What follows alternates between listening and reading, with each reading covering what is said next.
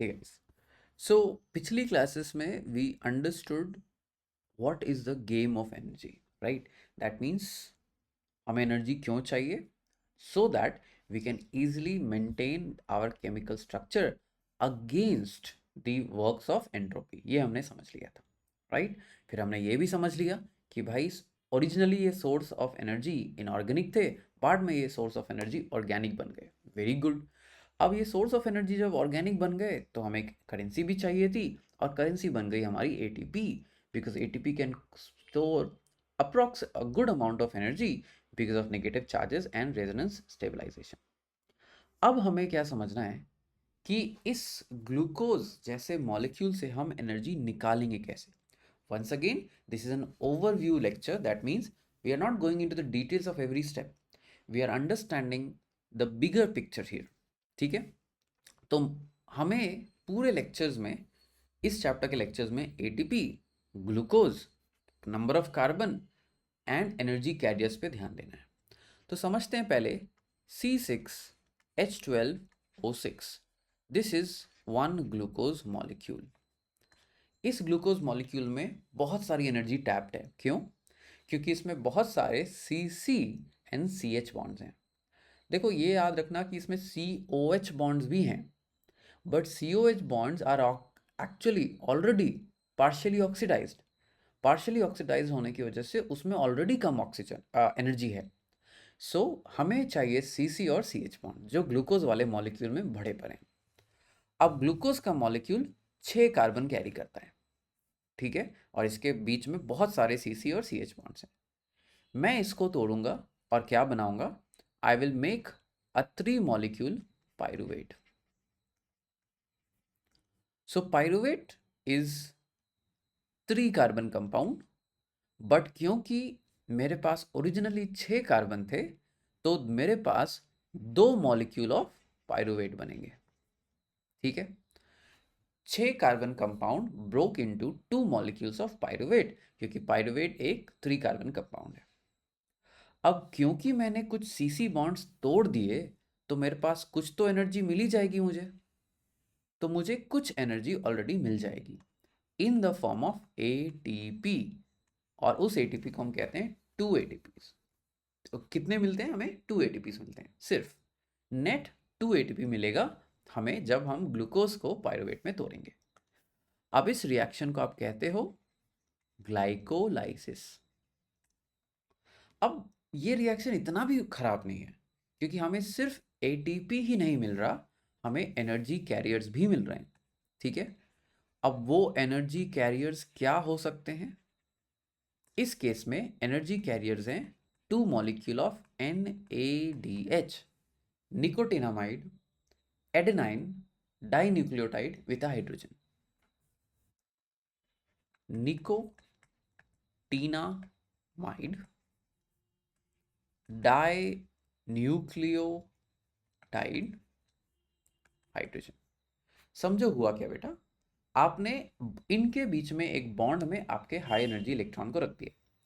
Just as dam में काफ़ी सारा पानी इकट्ठा है, वो सारे पानी को आप इकट्ठे रिलीज नहीं करते हो, आप उस पानी को धीरे धीरे रिलीज करते हो।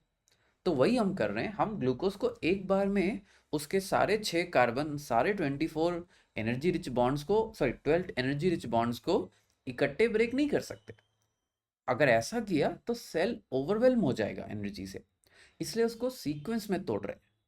पहले जब तोड़ा तो 2 एटीपी मिला और 2 एनर्जी कैरियर्स मिले NADH। ठीक है, अब पायरुवेट के पास बहुत सारे ऑप्शंस हैं। ठीक, पायरुवेट अगर ऐसे सेल में बना है जिस सेल के पास ऑक्सीजन और माइटोकॉन्ड्रिया नहीं है, तब इसको फर्मेंटेशन करना पड़ेगा। फर्मेंटेशन का मतलब है आपने इधर अल्कोहल बना लिया, डोंट वरी हम इसको डिटेल में पढ़ेंगे, आपने इधर अल्कोहल बना लिया या लैक्टिक एसिड बना लिया, बट और कोई फर्दर एटीपी नहीं बना आपका। So this is incomplete breakdown.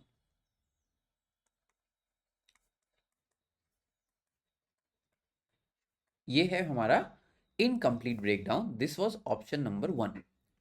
जब पायरुवेट को तोड़ेंगे तो हो सकता है कि हमारे पास ऑक्सीजन नहीं हो, हमारे पास माइटोकॉन्ड्रिया नहीं हो, तो हम इसको फर्दर तोड़ नहीं सकते। एंड अगर इनकम्प्लीट ब्रेकडाउन हुआ तो एट द एंड हमें सिर्फ 2 एटीपी मिलता है। ये जो एनर्जी कैरियर है ये भी खर्च हो जाते हैं। कैसे खर्च होते हैं हम समझेंगे वो बात। बट अगर मेरे पास ऑक्सीजन है, if I have oxygen and if I have mitochondria present, then I can take step number 2।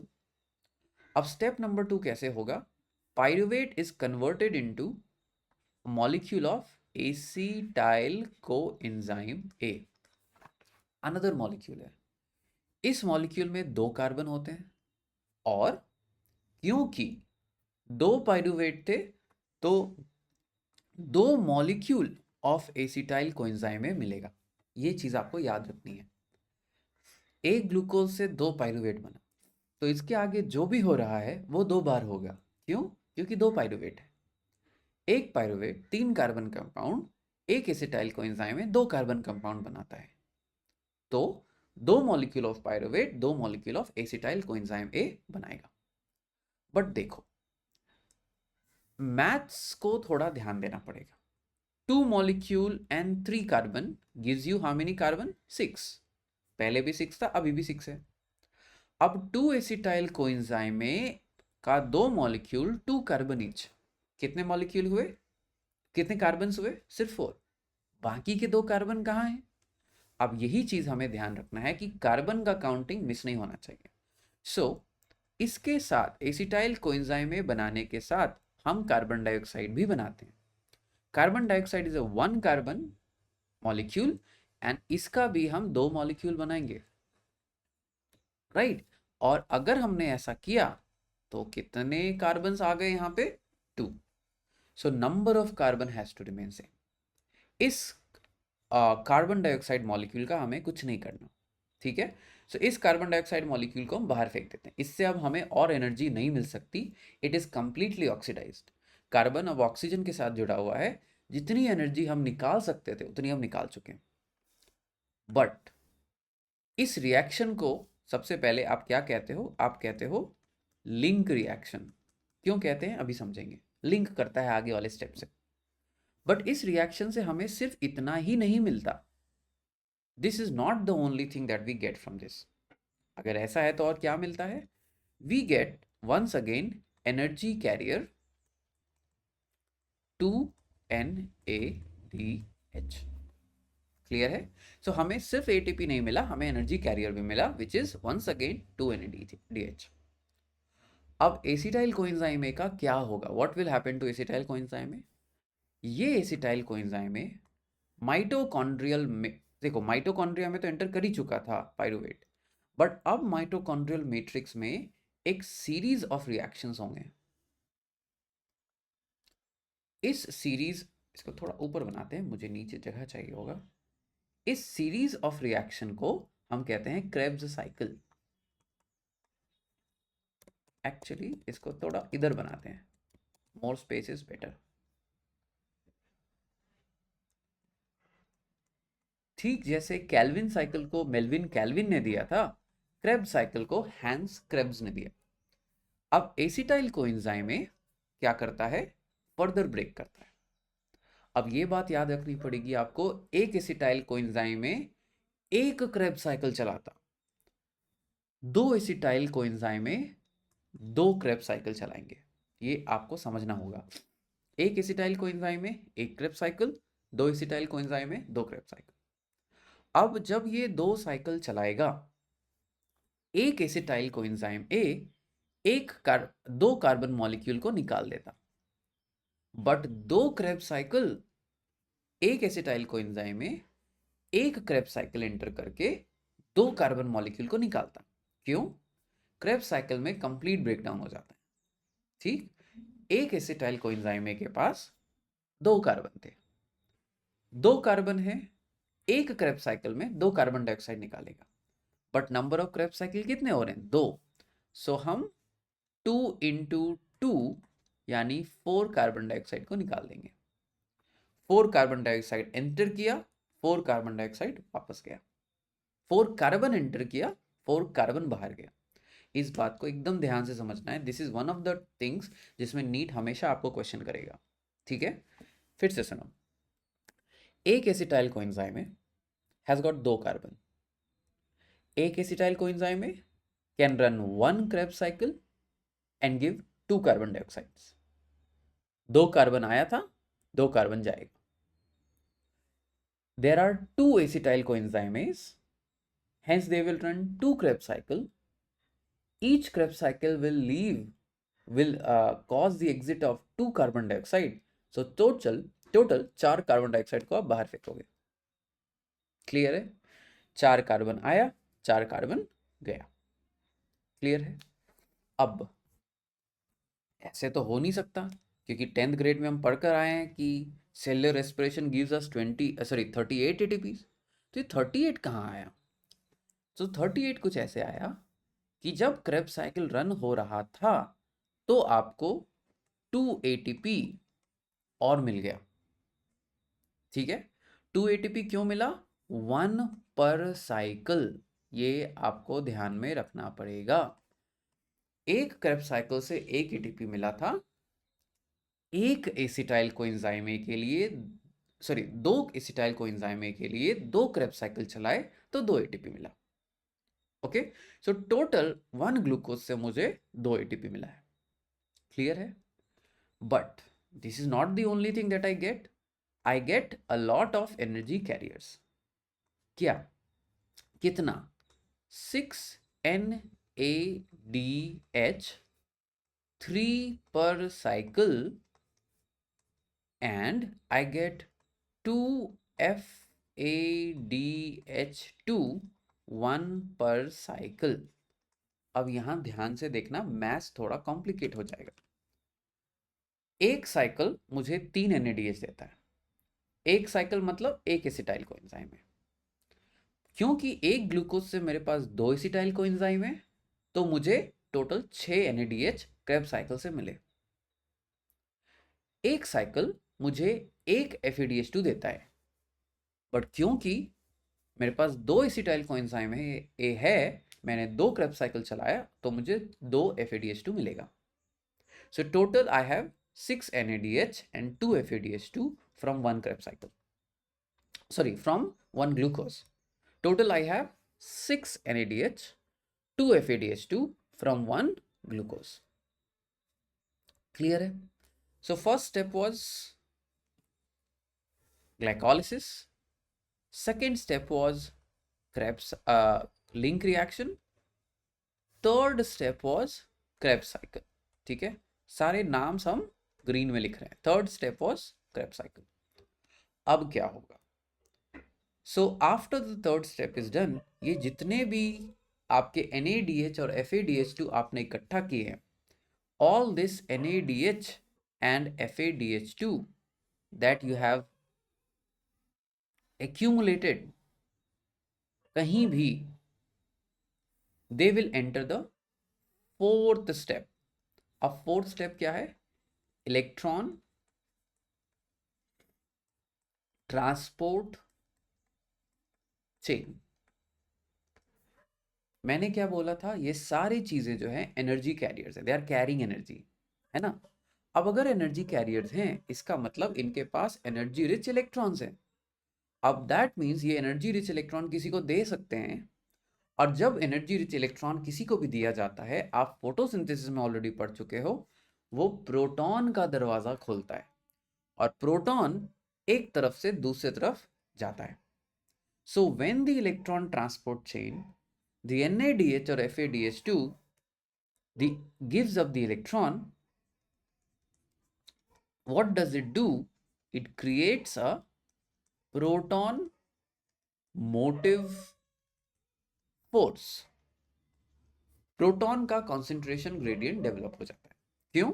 क्योंकि NADH और FADH2 ने अपना इलेक्ट्रॉन दिया। फोटोसिंथेसिस में भी कुछ ऐसा ही हुआ था। जब PS2 ने अपना इलेक्ट्रॉन दिया था तो हमने प्रोटॉन्स को एक्यूमुलेट किया था, if you remember, towards the inside of the thylakoid lumen. यहां पे हम प्रोटॉन्स को एक्यूमुलेट करेंगे outer and inner mitochondrial membrane के बीच में। कैसे करेंगे, कब करेंगे, देखेंगे वो डिटेल में, डोंट वरी अबाउट इट, ठीक है। But essentially electron transport chain is the fourth step of cellular respiration, जिसमें हम प्रोटॉन मोटिव फोर्स को क्रिएट करते हैं by using the electron from the energy carriers. अब इसके बाद फिफ्थ स्टेप, अब ये आप ऑलरेडी गेस कर सकते हो, अगर आपने प्रोटॉन मोटिव फोर्स क्रिएट कर लिया तो फोटोसिंथेसिस में आपको ऑलरेडी पता है कि प्रोटॉन मोटिव फोर्स का इस्तेमाल करके आप केमी ऑस्मोसिस करोगे। That means you will run ATP synthase. आप एटीपी सिंथेज को रन करेंगे और एटीपी सिंथेज आपको एटीपी देगा। कितना एटीपी देता है? तो हम ऐसे समझते हैं कि 1 NADH आपको इतना प्रोटॉन दे देता है कि आप 3 एटीपी बना सको। 1 FADH2 आपको इतना प्रोटॉन दे देता है कि आप 2 एटीपी बना सको। अगर आप टोटल सम कर लो तो 10 NADH आपको 30 एटीपी देगा एंड 1 FADH2 आपको, सॉरी हमारे पास 2 FADH2 था, माय बैड, 2 FADH2 आपको 4 एटीपी देगा, है ना। रूल क्या है? एक NADH इतना प्रोटॉन मोटिव फोर्स क्रिएट कर देता है कि 3 एटीपी बन सके। एक FADH2 इतना प्रोटॉन मोटिव फोर्स क्रिएट कर देता है कि 2 एटीपी बन सके। सो टोटल 1 ग्लूकोज से आपको आए थे 10 NADH and 2 FADH2। 10 NADH 30 ATP, 2 FADH2 4 ATP. अब आप सारे एटीपी को अगर काउंट करो then what we will find, फिर हमें ये मिलेगा कि भाई हमारे पास 2 एटीपी यहाँ है, 2 एटीपी यहाँ है, टोटल हो गए 4, और हमारे पास 4 एटीपी यहाँ है 8, और फिर 30 एटीपी यहाँ है, तो टोटल हो गए हमारे पास 38 एटीपीज फ्रॉम 1 ग्लूकोज मॉलिक्यूल। एक ग्लूकोज मॉलिक्यूल से आपके पास आए 38 एटीपी, जो आपको एनसीईआरटी लेवल पे समझना है। Is that clear? I hope it is. ठीक है, चलो for a moment look at this chart. इस पूरे चार्ट को देखिए और आई होप कि आप इस चीज को समझ पा रहे हो। ठीक है, आई थिंक मेरे सर से कुछ छिप तो नहीं रहा होगा, नहीं नहीं ज़्यादा छिप रहा। ठीक है, if this is clear then I will lay the premise for the next video. Premise for the next video is कि इस पूरे प्रोसेस में हमने ऑक्सीजन का तो नाम ही नहीं लिया, है ना। इस पूरे प्रोसेस में हमने बस एक छोटे जगह ऑक्सीजन को बोल दिया कि भाई अगर ऑक्सीजन या माइटोकॉन्ड्रिया है तो कंप्लीट ब्रेकडाउन होगा ग्लूकोज का। सो हमने बोला कि अगर ऑक्सीजन और माइटोकॉन्ड्रिया है तो कंप्लीट ब्रेकडाउन होगा, है ना। बट अभी तक ऑक्सीजन इस्तेमाल कहाँ हुआ? तो oxygen is used here in the electron transport chain. Oxygen becomes the acceptor of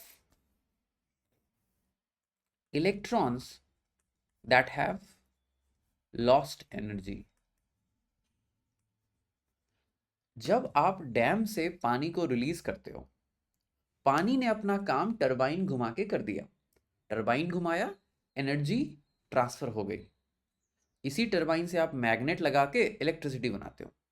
but उसके बाद आप पानी को क्या करते हो? ऊपर तो नहीं भेजते ना। पानी ने अपना काम कर दिया, उसे आप नदी में दे देते हो या कनाल में दे देते हो। इस कनाल से इरिगेशन होता है। ठीक उसी तरह oxygen is the acceptor of electron. Electron ने जब इलेक्ट्रॉन ट्रांसपोर्ट चेन में प्रोटॉन मोटिव फोर्स क्रिएट कर दिया, अब उनके पास जो एनर्जी थी, रिच एनर्जी थी, वो अब नहीं बची। है एनर्जी बट अब उतनी एनर्जी नहीं है। तो हम उसे ऐसे मॉलिक्यूल को देते हैं जो इलेक्ट्रॉन को एक्सेप्ट इजीली कर ले, और वो मॉलिक्यूल है हमारा ऑक्सीजन। ऑक्सीजन क्विकली इलेक्ट्रॉन को एक्सेप्ट करके बना लेता है वाटर, और इसी पानी को आप कहते हो मेटाबॉलिक वाटर। ऐसा वाटर जो आपका मेटाबॉलिज्म बना रहा है, आप उसे पी नहीं रहे। ठीक है, so this is what is the role of oxygen. Accept the electron that have given up its energy in the electron transport chain. ठीक है, एक छोटी सी और बात, क्योंकि ये अभी क्लियर करना जरूरी है। इलेक्ट्रॉन ट्रांसपोर्ट चेन और केमी ऑस्मोसिस को ही आप कहते हो ऑक्सीडेटिव फॉस्फोराइलेशन। क्यों फॉस्फोराइलेशन कह रहे हैं? क्योंकि एडीपी में एक्स्ट्रा फॉस्फेट ऐड करके आप एटीपी बना रहे हो, तो फॉस्फोराइलेशन। ऑक्सीडेटिव क्यों कह रहे हैं? ये एटीपी बनाने की एनर्जी कहां से आई? प्रोटॉन मोटिव फोर्स से। प्रोटॉन मोटिव फोर्स कहां से आया? इलेक्ट्रॉन ट्रांसपोर्ट चेन से। इलेक्ट्रॉन ट्रांसपोर्ट चेन क्यों रन किया? क्योंकि NADH और FADH2 ने अपने इलेक्ट्रॉन का दान किया, लॉस किया। Loss of electron is oxidation. So phosphorylation की एनर्जी ऑक्सीडेशन से आई, तो ऑक्सीडेटिव फॉस्फोराइलेशन। आपको याद होगा फोटोसिंथेसिस में हमने क्या पढ़ा था? Photo phosphorylation. क्योंकि उधर फॉस्फोराइलेशन की एनर्जी जो प्रोटॉन मोटिव फोर्स से आई थी, वो प्रोटॉन मोटिव फोर्स क्रिएट ही हुआ था क्योंकि फोटोलाइसिस ऑफ वाटर हो रहा था, और इलेक्ट्रॉन जो फोटो लाइट एनर्जी के कारण PS2 से बाहर आए थे, वो कॉम्प्लेक्सेस में डांस कर रहे थे। क्लियर? सो फॉस्फोराइलेशन की एनर्जी रेस्पिरेशन में ऑक्सीडेशन से आती है, फॉस्फोराइलेशन की एनर्जी फोटोसिंथेसिस में सनलाइट से आती है। इसीलिए कहते हैं वहां फोटो फॉस्फोराइलेशन, एंड यहां कहते हैं ऑक्सीडेटिव फॉस्फोराइलेशन। ठीक है, अब बेटा एक चीज मैं भी बोल दूं, अगर आपने ये लेक्चर देखते समय ये चीज बनाई नहीं है, देन इट्स नॉट गुड। सुनोगे तो भूलना तय है। Please if you have not drawn this, rewatch the lecture and draw it on your own. ठीक है, जितना आप बनाओगे उतने कम चांसेस है कि आप भूलोगे। क्लियर? अब नेक्स्ट लेक्चर में हम क्या करने वाले हैं? हमने ओवरव्यू ऑफ सेलर रेस्पिरेशन खत्म कर लिया। That means will try to understand respiration in plants. क्या प्लांट को ऑक्सीजन चाहिए, और चाहिए तो क्यों और कितना चाहिए, और कितना चाहिए तो वो लेते कैसे हैं।